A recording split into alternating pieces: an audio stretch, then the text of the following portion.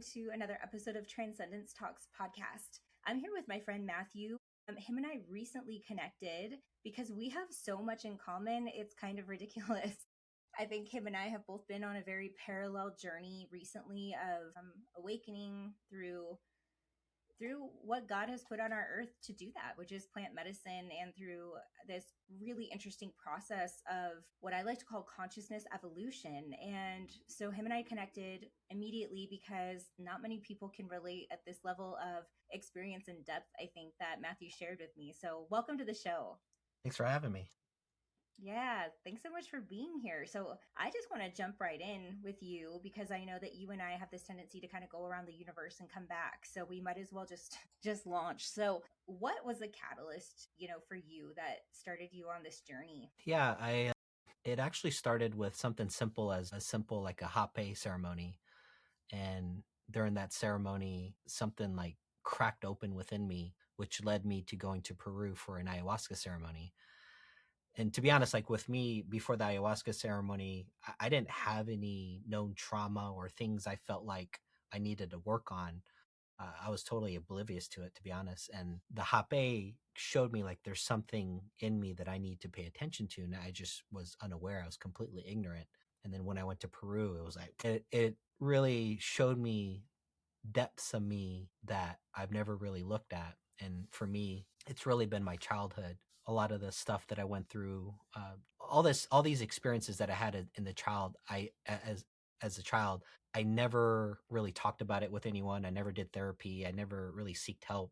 I kept it all in. And of course, ayahuasca allowed the door to open for me to release everything. And through that journey, just catapulted this whole last 2 years of complete awakening to where I'm having experience that I felt like I was the only one. I didn't have anyone to talk to. I didn't understand what was going on with me. And then when we spoke, I'm like, wow, you actually understand what I'm going through. And it's funny, ever since that conversation, people have been coming into my life that also had similar experiences. And I really don't feel it's by accident. It's things are happening right now. And I can tell there's intention behind the people that I'm meeting. We could get into this later, but I feel it's setting up for what's to come that we're going to experience here soon. But yeah, that was after my first ayahuasca experience. I went to Peru again, did another ayahuasca experience. And then when I came back, it was the help of mushrooms and just doing a lot of solo journeys to get a little bit more detail and understanding of who I am, what's going on, and what's coming for humanity. So I know that's a lot, but yeah, no, I love this. So, I mean, your experience really mirrors mine, and that mine started off at, I would say, a personal level with the medicine, where it was this deep self-exploration. But I've noticed this pattern that seems to be typical in people, not typical, it's not common, but for people who are meant to be on that path, it goes very much from this internal inquiry very quickly to more global. So I do want to get into that. But first, I want to go back to something that you touched on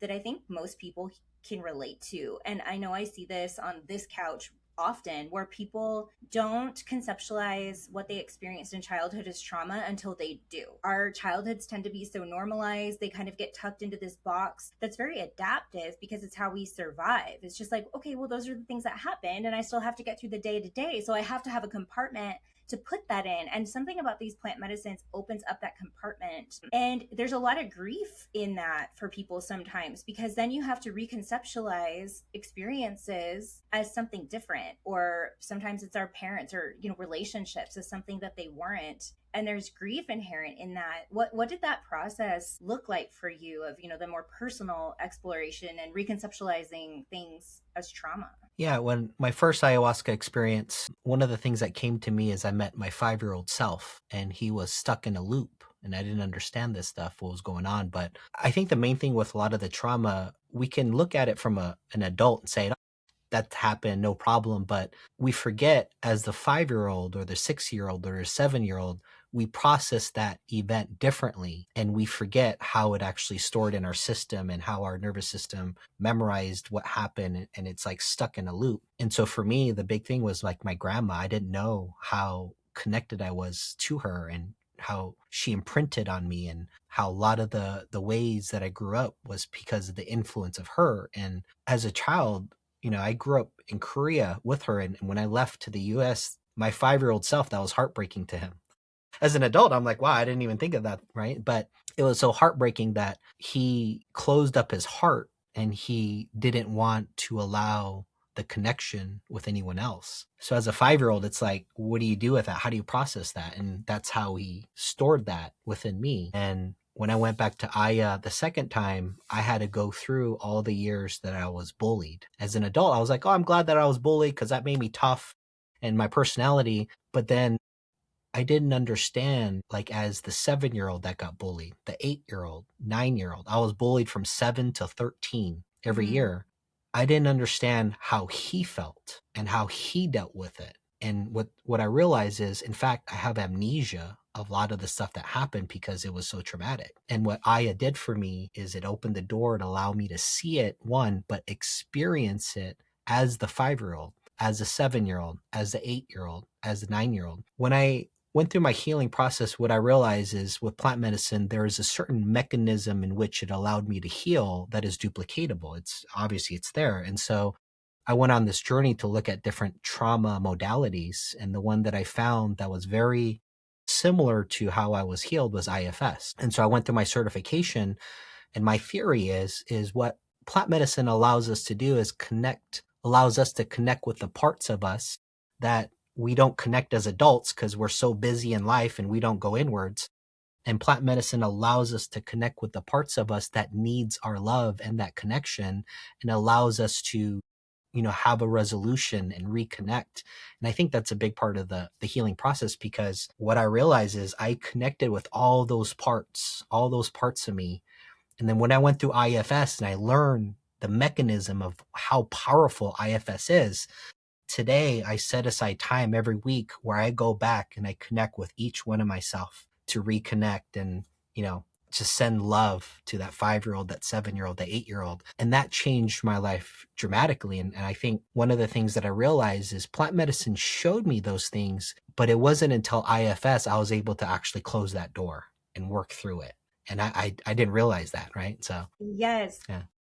Oh, that's so beautiful, Matthew. I mean, so as you know, I'm IFS trained as well, and that's another area you and I really connected on. And I had a very similar experience in IA, and IFS was also my integration tool. And for listeners who don't understand, what internal family systems therapy is, it is a framework in multiplicity of the mind. And so ayahuasca and other plant medicines gives us this really delicious experience that you can replicate without it in psychotherapy, but not to the same depth, in my opinion, where we have what's called dual awareness, where we get to stand with one foot from the perspective of that 5-year-old, and the other foot is grounded in the perspective of the adults that we are today, or what IFS would call self energy. And in that place of dual awareness, we get to cultivate compassion for the pain of that little one that we couldn't give, or that our parents or nurturers couldn't give at the time for whatever reason. And we get to offer them something that maybe they've never had before. And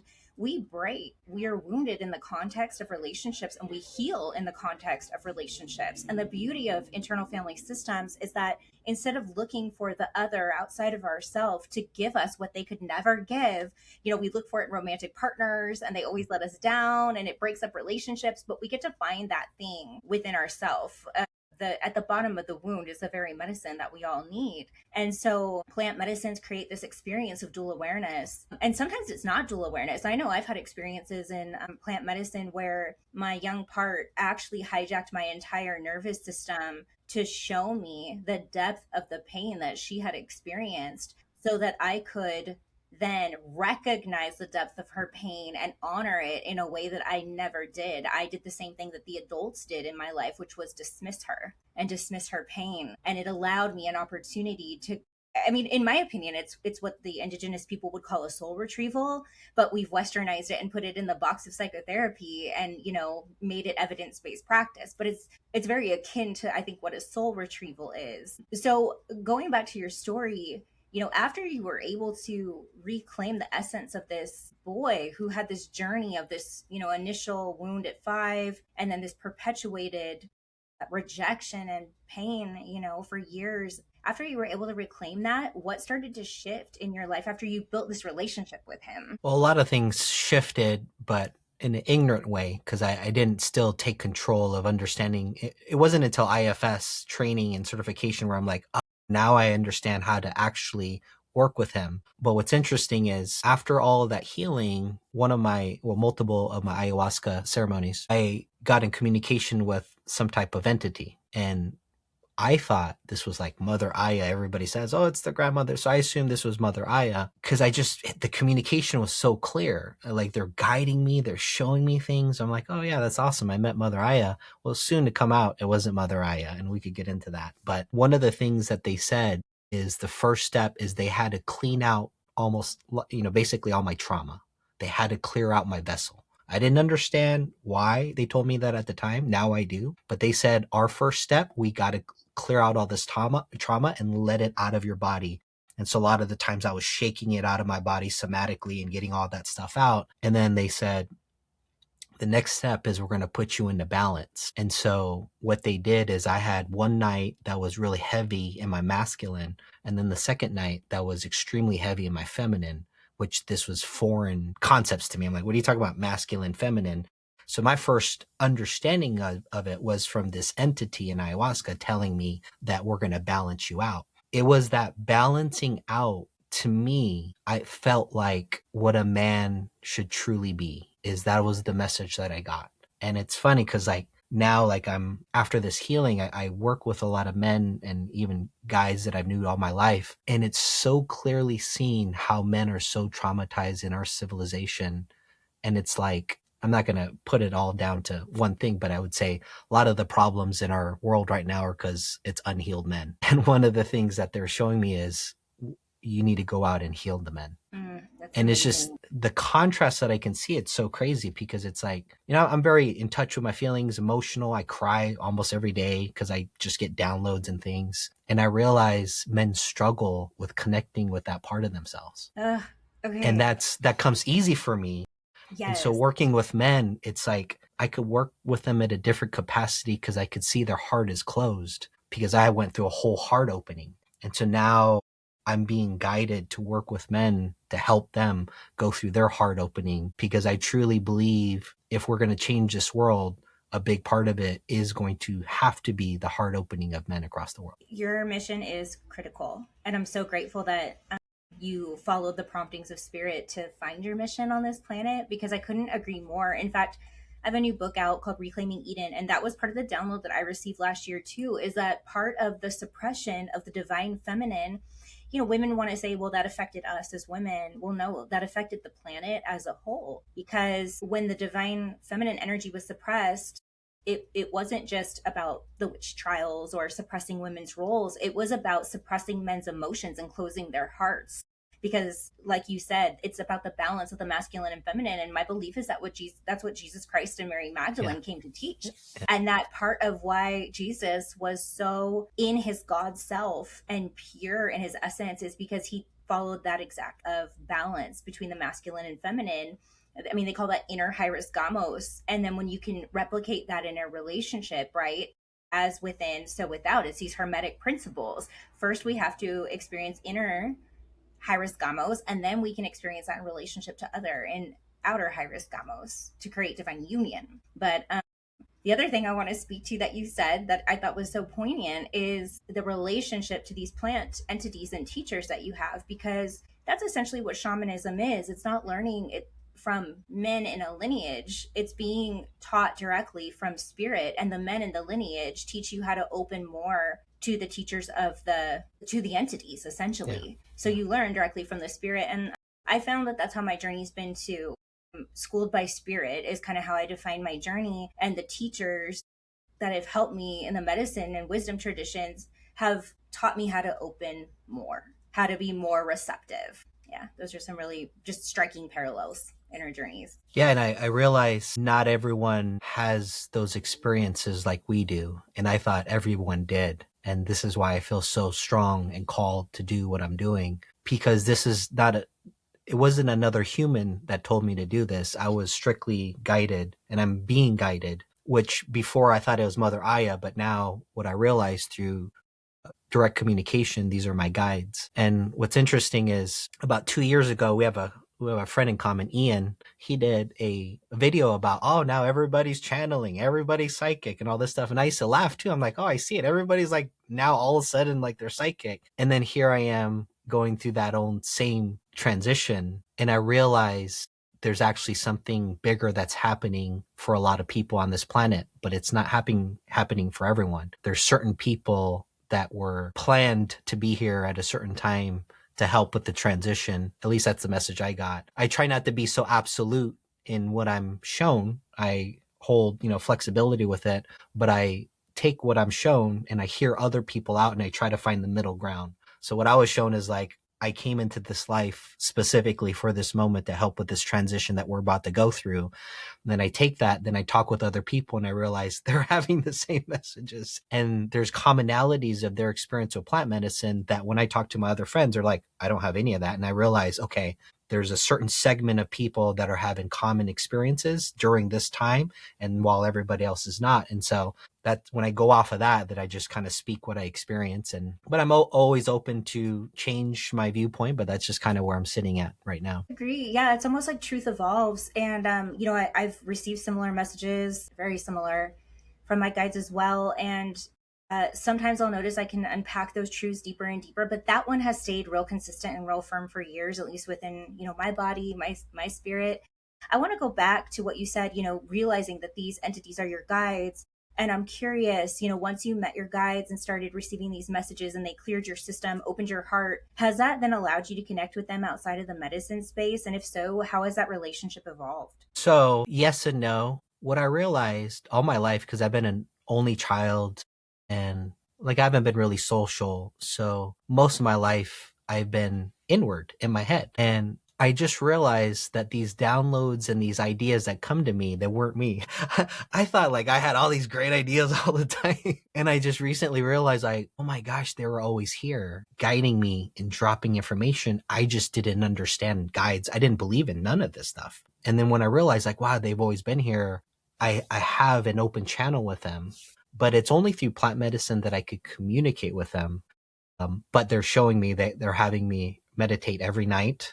I'm just following their guidance. I'm just trusting in the direction. And now I'm meditating every night. I know some things are happening, but I just haven't been able to connect with them outside of the plant medicine. What's interesting is a lot of mediums and channelers, they keep on saying, you have some sort of block. Mm-hmm. I've heard this from multiple people. And I just had a recent journey on Saturday and they showed me why I have the block. Probably too much to explain on here, but there's a reason for that block.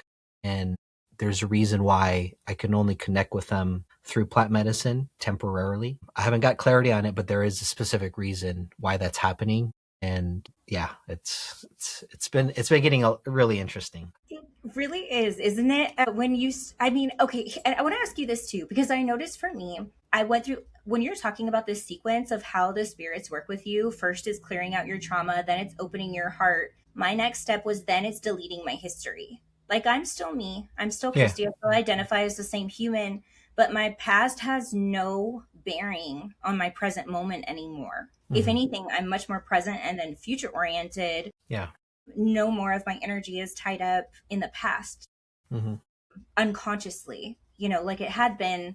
And my teacher told me that's when the work starts, because then the next step is to be of service and to give back to humanity and to continue to be in relationship with these spirits, and there's work that goes in with that. And I know for me, there was like this messy middle that I still feel like I'm in at times. But when you have to deconstruct so much of your history and realize, okay, so much of my life is like this old shoe that was really comfortable, but like it kind of smells and it needs to go.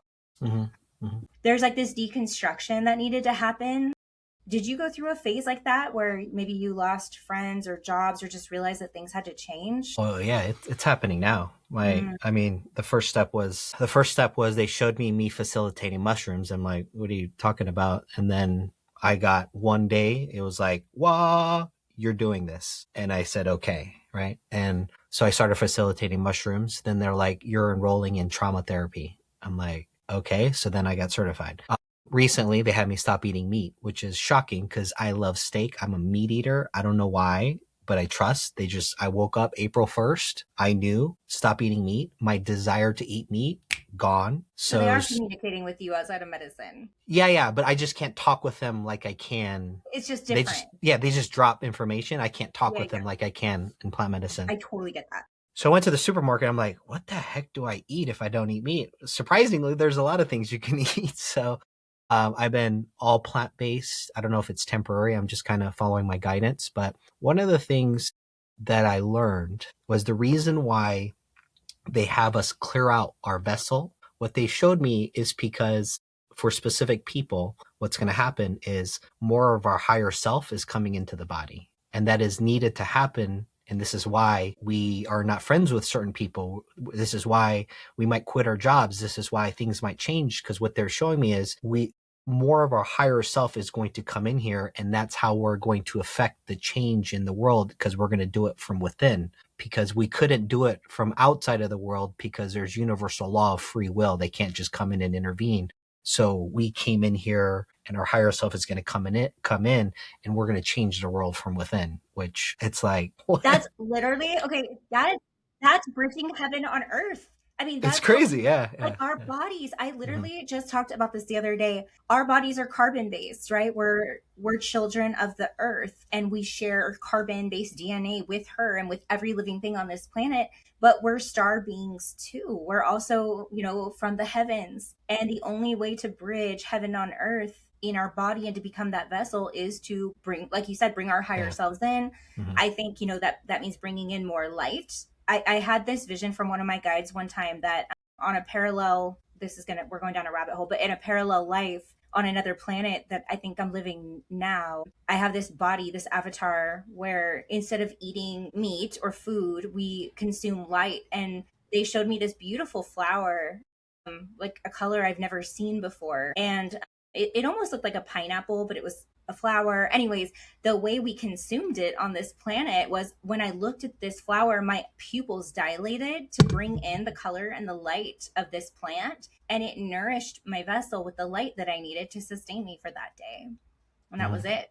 Yeah. And so, yeah, I mean, I've been getting the same messages in different ways too about that is literally how we bridge heaven on earth. And I also believe, and I'm curious if this was any part of your download, that that's what influences our DNA. It shifts it. That when we bring our higher selves in, when we embody more light, our DNA is then impacted, that we remember more of our cosmic selves, more of our past lives. Is that something you're seeing as well? Yeah. So it's interesting because I watch a lot of social media of different mediums and stuff, almost like I'm taking a pulse of what's happening. And they're showing me I'm actually supposed to be doing that because I'm waiting for something to happen.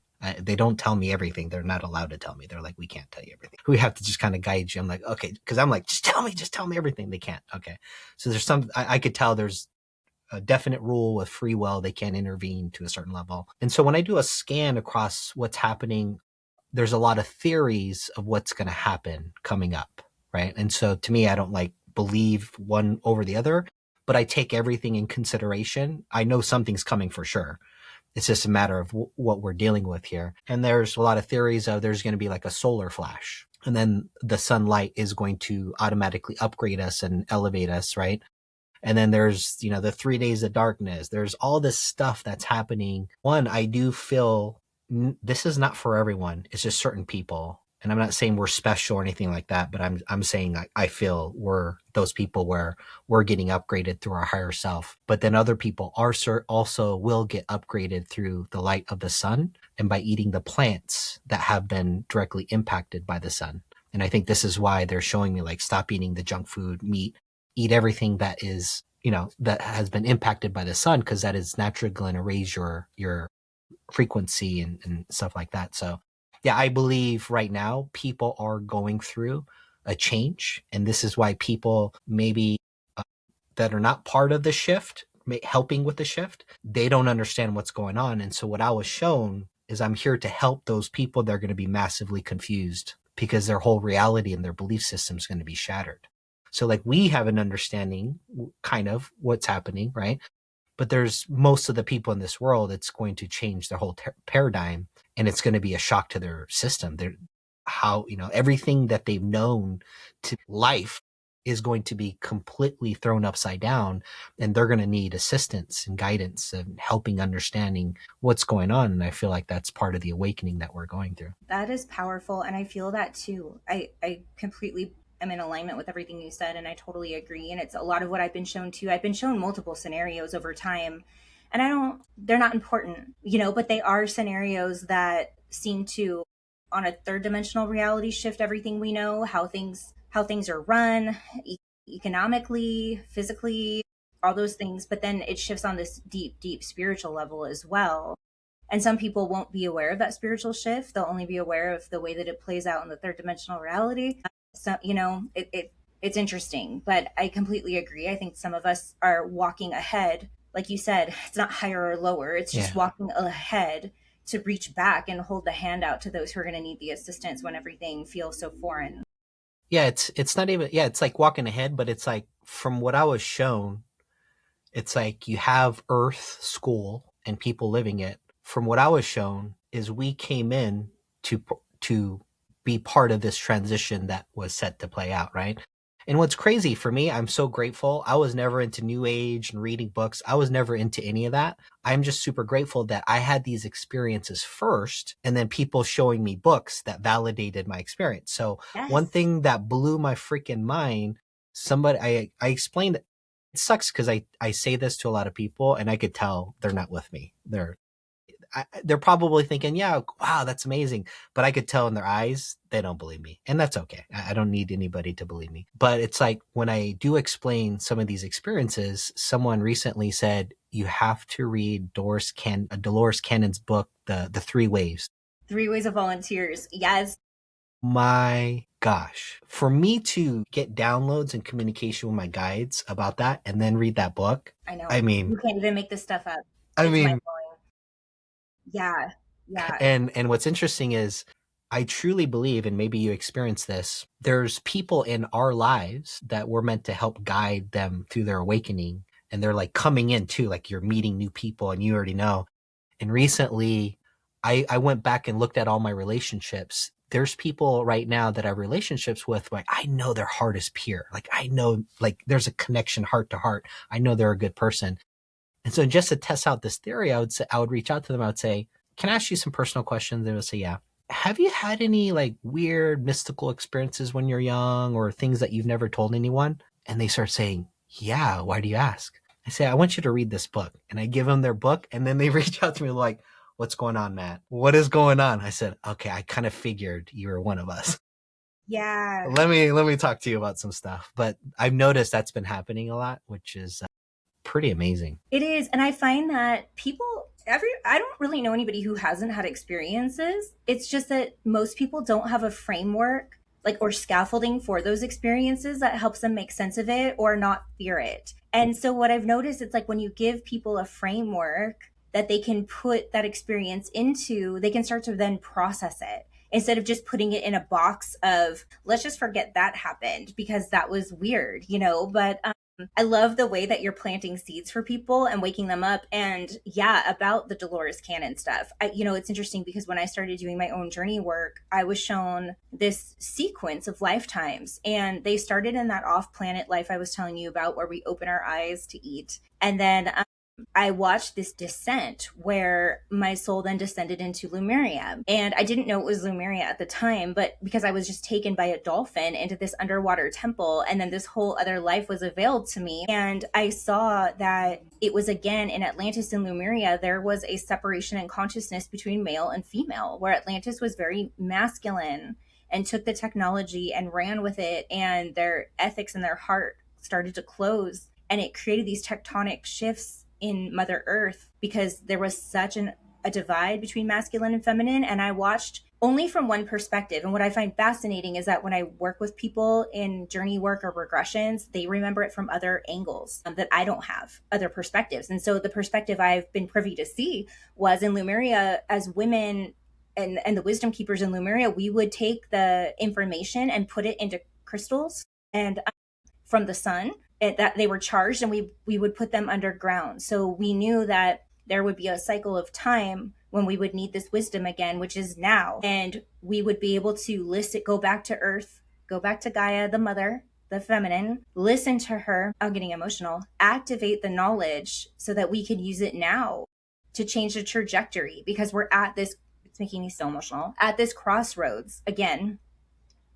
where technology is neutral, but the consciousness that stewards it is not. And so we have to get to this critical point of our consciousness being high enough, activated enough to steward it responsibly and keep our heart open. And then I was shown again that after the destruction of the planet, the great floods that are in the Bible, the survivors of Atlantis and Lemuria were the founding citizens of new civilizations. They called it the dawning of a new civilization, where we went to Egypt, we went to the Mayan people, we went to the indigenous people on the earth from the stars, from Sirius. I saw myself as a Sirius being with this elongated head, and I had a cube where I could literally talk to the people back on my planet. And I was teaching, I was trying to help the new humans, post-flood civilizations, learn how to civilize and harness the technology inherent in Earth to start civilization all over again. But the problem was they kept worshiping us as gods. And we kept telling them, yes, we're from the stars, but we're your brothers and sisters. We're your cousins. We don't want to be worshipped. We're just teaching you.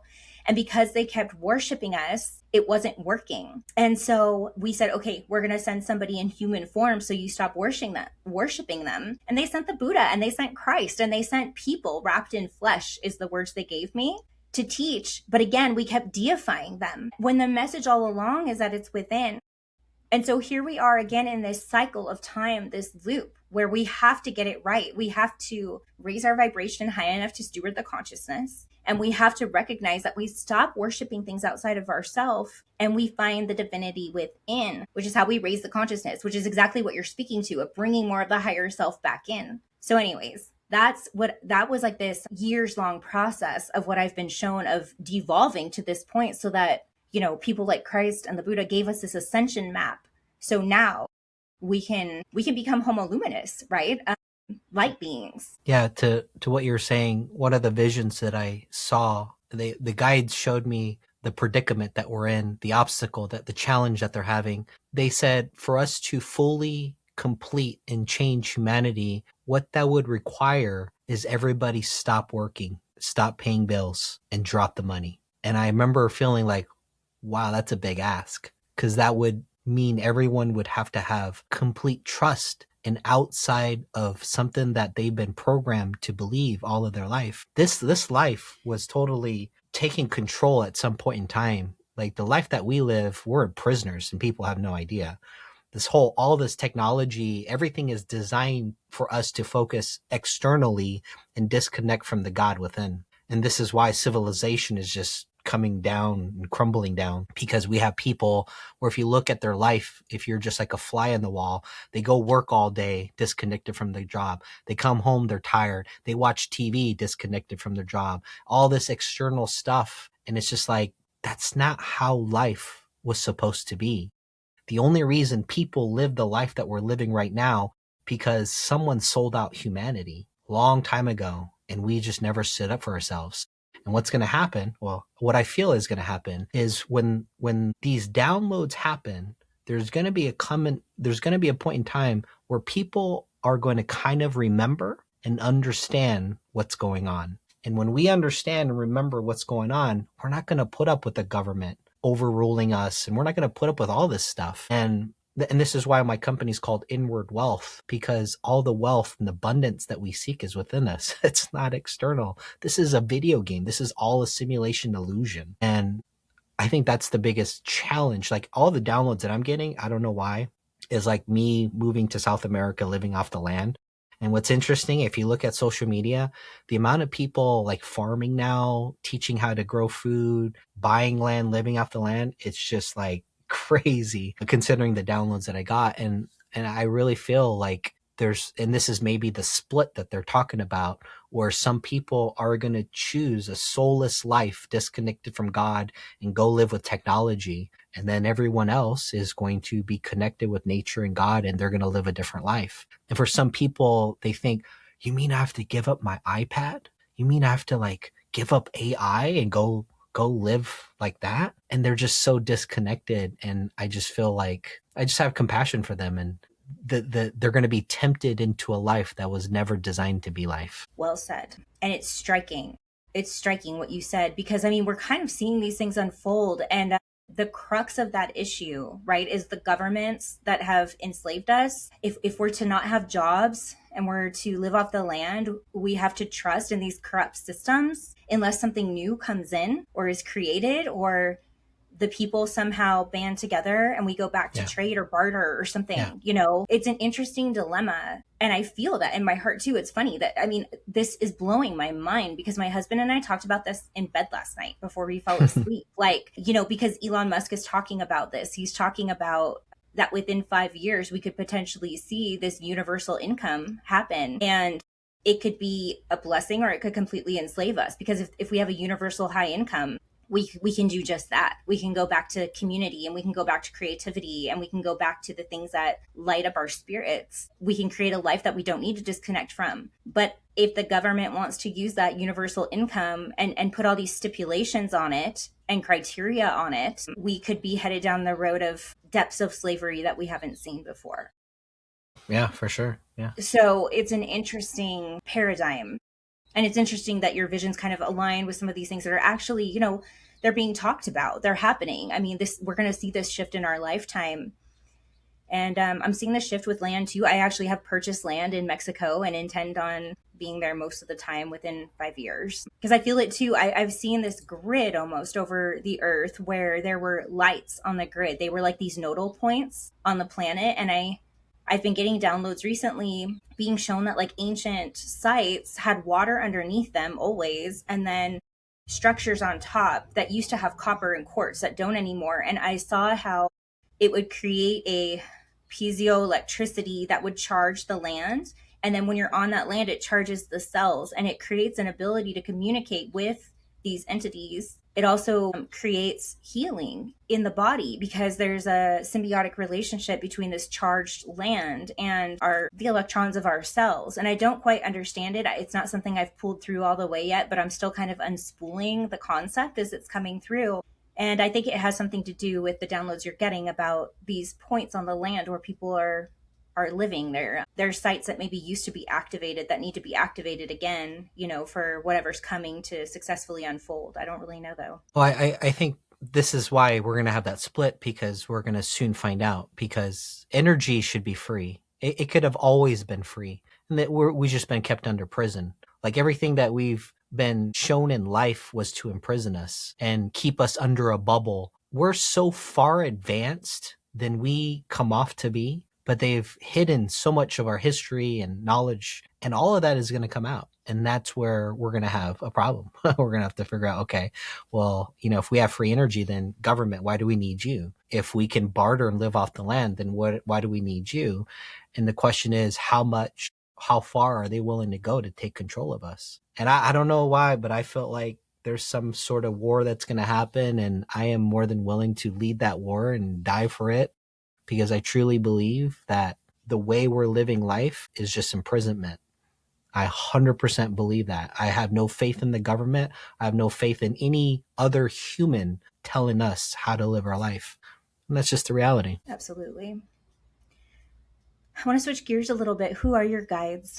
What's interesting is, I see a lot of people, they say, you got to ask your guides names, and and I was worried because when I asked my guides their names, they said, we don't have names. And then I thought, are these demonic or what's going on? From my understanding, people have different guides that are at different levels. So you can have guides that are at a more physical level. My guides are at a non-physical level. They're in a different spectrum. They're balls of energy with consciousness. They don't have names from where they're at. And in ayahuasca, I got to actually see them for the first time. Yeah, there's a few of them. I can't see all of them, but there's a few of them. And I know it sounds crazy, but I'm from wherever they're at.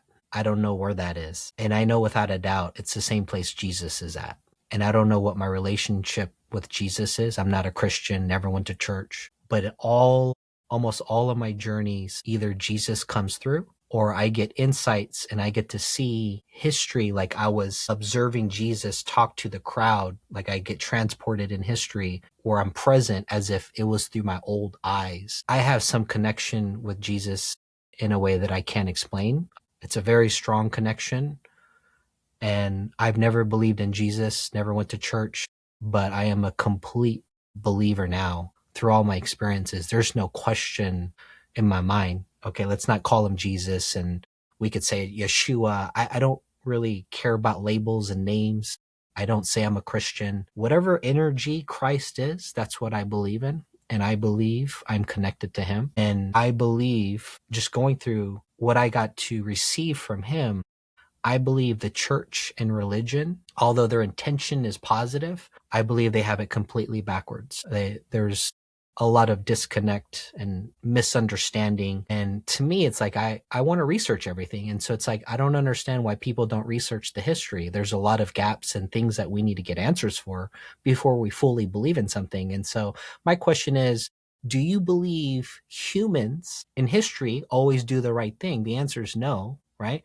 So are we saying that, but this one thing, the Bible and everything else, this is the one time in human history that all the people that touched it, all the people that transcribed it, the Roman Church, are you telling me this is the only thing in humanity where they didn't mess it up? Right. Yeah. And they didn't change anything. And I have a hard, it's not that I don't have faith in God. I just don't have faith in humanity. I don't have faith in looking at what happened in the history and the things that they did to people. And then we're just supposed to blindly believe in something. I have no problem with belief, but I would say ask questions, do your research.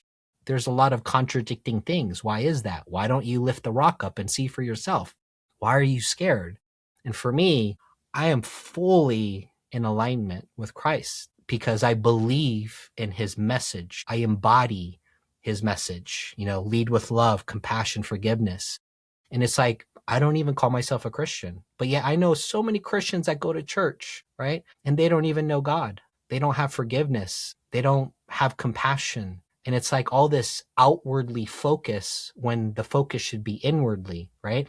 And everything that is focused inwardly is demonic. Well, I know. Who thought of that, right? I know. Well, it would kind of make sense if they didn't want you to connect with God. It kind of makes sense to say certain things to get you to not connect. Because, man, could you imagine if the whole world had a connection to God? We'd live in a different world. We just have a lot of people that are disconnected because they were misled. And that's just how I feel. And I just feel it deeply. And when I say I connect with Christ, it's not a medicine journey where I'm thinking of things. I have audio recordings. I have physical proof of me interacting with him. And I fully believe that. And, yeah. 100%. It's funny because at first I personally had a hard time reconciling how do I feel like I'm communicating with extraterrestrial beings, but at the same time, every step of that journey has done nothing but bring me closer to Christ. And it brought a lot of confusion at first because I didn't understand how these beings who call themselves my family, who've given me abilities to put my hands on people and heal, right? I mean, you'll know them by the fruits. So it's like, okay, what energies am I working with? Well, they're healing people. And ultimately, every step of this has just brought me closer to knowing Jesus personally,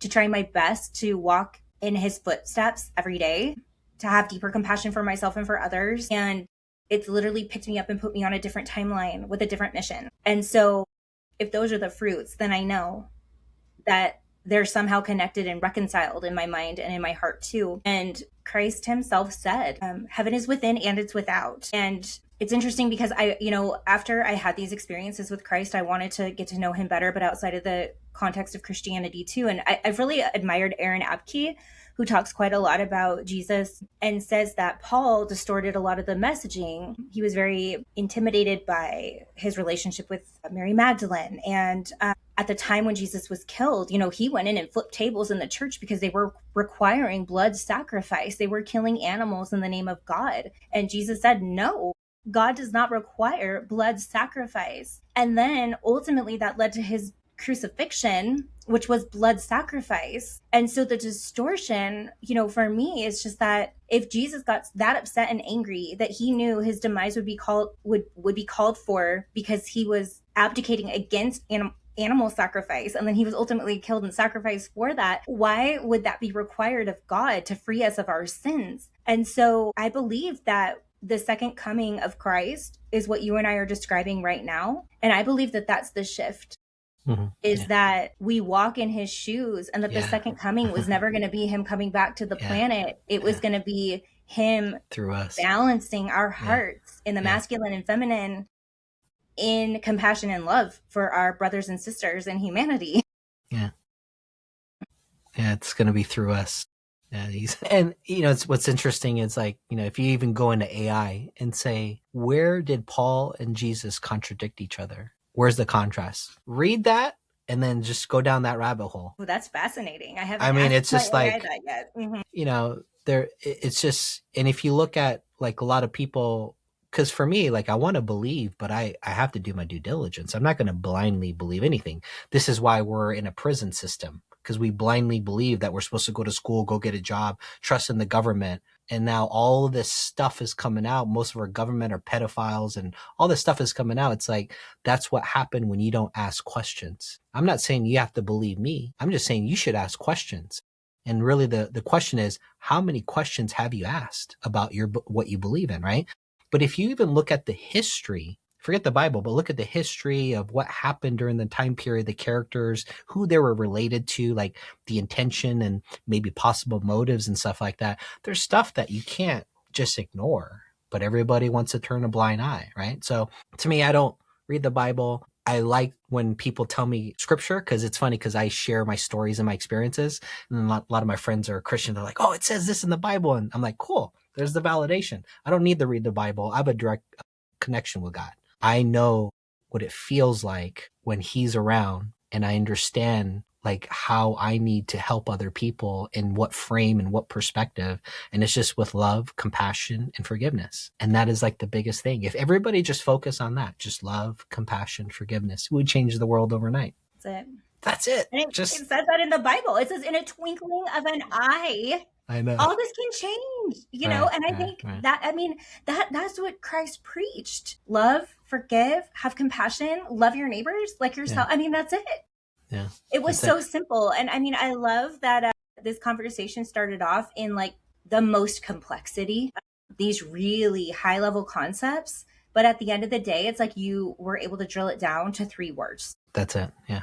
That's what I'm so grateful for is when my guides, there was one time I questioned them. I said, are you guys leading from love? And they could tell that I was really worried, because somebody put it in my head, like, oh, what if they're negative entities? And they showed me how they live. And they showed me that all these other entities, the way they live their life is coming from an understanding that there's a source called God, and that they are all a droplet of that source. It's not like theory. They know they are all God. And because they understand that, because they're connected so intimately, that how can I treat you in any other way but love, when I know you and I are the same thing, just having an experience in a different body? So the reason why we have lack of love and forgiveness and compassion, it's not that we can't, it's just a misunderstanding of what we really are. It's a forgetting of the connection and how we are more connected than brother and sister. Like, you are literally me and I am you in a different body, having it a different experiences. And we're all connected to the same God. You know what I mean? And it's just, we just don't understand that. And if a time comes that we do understand that, this world would change like that immediately. Compassion would come out, forgiveness and love. And so I am just so grateful where they got to show me that, and I got to feel it. And that's how I knew my guides were with God and love. And I'm just thankful that they showed me that, because it's dramatically changed the way I look at everyone. And I'm not saying I'm perfect. I'm still human. I'll still get mad at you, and I'll still judge you for a split second. The difference is, if I do judge you, and if I have that moment, I'll revert back and say, I shouldn't have done that. I'm better than that, and I have a better understanding. So, but I'm still human. I still screw up here and there. Yeah, absolutely. Well, and that's just it. And we get to be, and then we get to reflect, and we get to use opportunities to grow instead of close our hearts off and harden. We get, I think that's how we learn to live open-hearted, is we err because we're human, and we learn and we forgive ourselves, and then we continue down this path. Let me ask you this. Why Earth? Why this level of separation, density? I was actually told that. I'm glad I asked. Yeah, they showed me who I was before I came into this planet. And for some reason, for some reason, they're kind of guarded on it. They can't show me too much, but I got to feel his energy and just massiveness of my higher self. And what they showed me is when I was on the other side, what I want for me, my life, I wanted to experience the compassion for humans and other people. And from, at least from where I'm from, I don't know if it's true for everyone else, in a non-physical state, you can't feel the compassion. You can't feel love. You're in a non-physical form with consciousness. Everything's neutral. There's no resistance. Yeah. And so the reason why we come in here is to feel the emotions and the story of life so we could take that with us when we go back. And what I was shown is life is literally a school where we get to evolve our soul and learn and experience things. But then something came along at some point in time and took over and changed the trajectory of what it was supposed to be. And so the reason why we come into this, because a physical form, all it is energy that's condensed. Yep. That's all it is, right? And so we come in here because it allows us, gives us that resistance. We can feel, we can experience, we can laugh, we can cry. And really the point of the school of life that I was shown, it's not for your success and how much money you can make.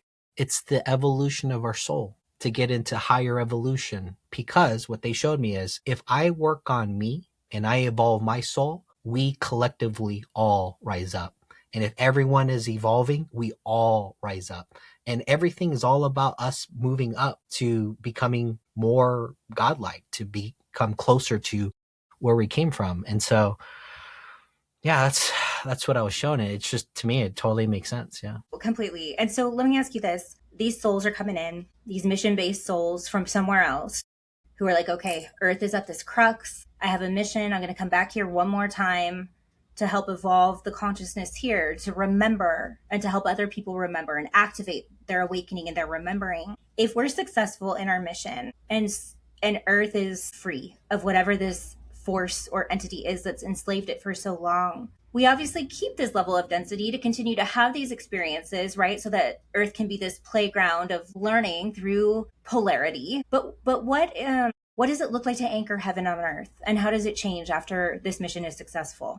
So there's a couple of theories out there and they all could be true. But from my understanding, it's not so much about what we want. It's more about now the evolution of Earth. And she wants to evolve. And she's going to evolve in a place where maybe things aren't as physical. I don't know. And I hear a lot of different theories, but when I hear it, I'm like, wow, that really makes sense, right? I can really resonate with that. So yeah, I'm not sure.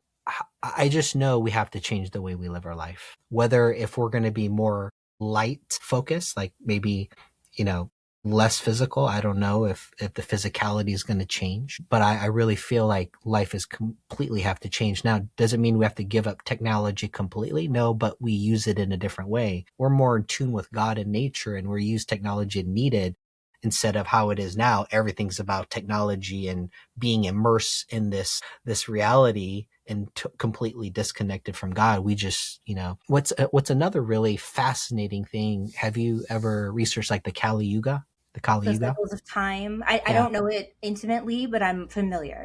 What's fascinating about the Kali Yuga, I mean, this was written like thousands and thousands of years ago, but with the Kali Yuga, they say, the first 12,000 years, the next 12,000 years, there's parts of time where when you live during that time, you have amnesia. You forget. And it kind of correlates what we see in history, right? I used to study the Stoics. And when you study a lot of the ancients, it seemed like they were wiser than us. They knew things before us. And it kind of makes sense as time goes on and we get to this certain time period in the Kali Yuga. It's a normal thing where it's like we get into amnesia and we don't remember. We get completely disconnected. And I just don't know if maybe that's inserted for those individuals that really want to grow. It's like the harder part. I don't know. But from my understanding, like we're now completing that cycle and we're going through. And what's interesting, I didn't know about the Kali Yuga, but my guide showed me is this batch of civilizations, this humanity that we're in, they showed me it was a batch. And what they specifically showed me is this batch is complete. Like we're coming to the end. We're done with this batch. Like there's like a new batch or something. I don't know, but this current batch, it's done. The cycle is done. And I really feel that we're going to go through a lot of changes this year. I hope it's not what I assume it's going to be, because if what I assume is going to happen, it's going to be very tough. But I 100% believe now within the next 5 years, life is going to dramatically change. And everything that people experience that might be scary, that might instill fear, I think for me is to tell them, don't have any fear. Everything's going to work out the way it's going to work out, and it's going to work out for the better. But we're going to have to go through awakening and like being shaken to wake up, because it's through the disasters and the things that we might have to experience. It's only through them we're going to finally wake the heck up and ask the questions that need to be asked that we're not asking now. It's going to require this type of shaking for us to stop watching TV and so occupied about crap and disconnected to God. Because if something shakes so badly and things happen so badly, people naturally start to go inward and like, what is going on, right? And I think that's why things are going to happen the way it's going to happen over the next 5 years. Yeah. Absolutely. Absolutely. I've seen it too. I've seen threads of potentials and possibilities, and there's nothing you can do. It's just, like you said, it's going to happen. And I mean, we've been enslaved on this planet for so long. If things are going to shift that drastically, we're going to need intervention. Mm-hmm. I had a recent experience of sitting with a teacher in an ayahuasca ceremony, and I was watching him channel. It was a nighttime ceremony, Shipibo style, and we were in the jungle. And when he was speaking, every time he would open his mouth, there was a winged being standing behind him. And this winged being would project this rainbow light to the edge of the perimeter of the circle of the ceremony, where everybody's feet were touching on their mats. And the whole scene was converted into this temple. And I got this understanding that this is how things were, that these pieces of land, these spaces were places where people would come together, would consume and consummate Mother Earth, and go so deep into themselves that they created a portal to the heavens, and that the heavens would come and teach and direct us and heal us, and we would be so nourished by the two. And I could feel that I was in the presence of wisdom that transcended all of time. And it was moving through this teacher as he was facilitating the ceremony. And I feel that the new ways and what we're evolving into is so ancient. Maybe something like what you described in the Kali Yugas and these cycles of time, that these heavenly teachers existed and coexisted with us on Earth. And I think we're coming back to that. But in order to come back to that, we've got to clean up Mother Earth. We've got to clean up our bodies the way that you're talking about, clean up our diet. We've got to love each other. We've got to release the trauma. And so I think, like, I can see the image, of what it's going to be, or maybe, I think they call it Aini in the Quechua language, living in harmony with Earth. And I think when we can establish that again, we can create heaven on Earth. And so we're on the ride. Our souls came here at this time.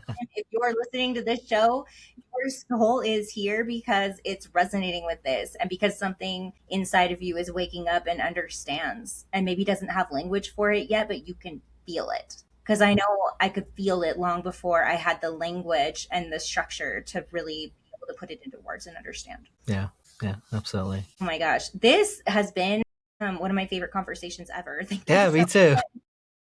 You're the first person that just allowed me to speak what I've experienced. I haven't really got to share this anywhere. This is the first time, and thank you for giving the structure where it's just like it naturally unfolded for me. And I wanted to say these things, and I felt like it was much better to be able to share it versus me try to say it alone. So yeah, thank you. Yeah, this was beautiful. If somebody is listening and they feel inspired or called to work with you and, ceremonially or with their trauma, how can they find you? Yeah, you could go to inwardwealth.com. And even if you're not called to reach out to me, I do want to present to you like a challenge of go work with somebody that can help you with your trauma so you can start clearing it out. It doesn't have to be me. It doesn't have to be Kristy. Just have a focus on clearing out a lot of your trauma and get resolution to it. And if you have any resentment, please work towards getting full forgiveness for everyone in your life. And yes, everyone, no matter what they did, it doesn't matter. Get to a place where you can have full forgiveness. And if there's some things that you did to other people, if you could reach out to them, great. But if you can't get a hold of them or you feel uncomfortable, just ask for forgiveness. It's just as powerful. And I just highly recommend, if you just do those two things, work on your trauma, get this cleared out, and get into a place of full forgiveness, compassion will follow. Thank you. Matthew, thank you so much. This was beautiful. Everybody, thank you so much for listening. If you're still with us, share this with a friend who may need to hear this message. My prayer is that this conversation goes far and wide, because I feel like it was very important. So much love, everybody. Until next time. Bye. Thank you.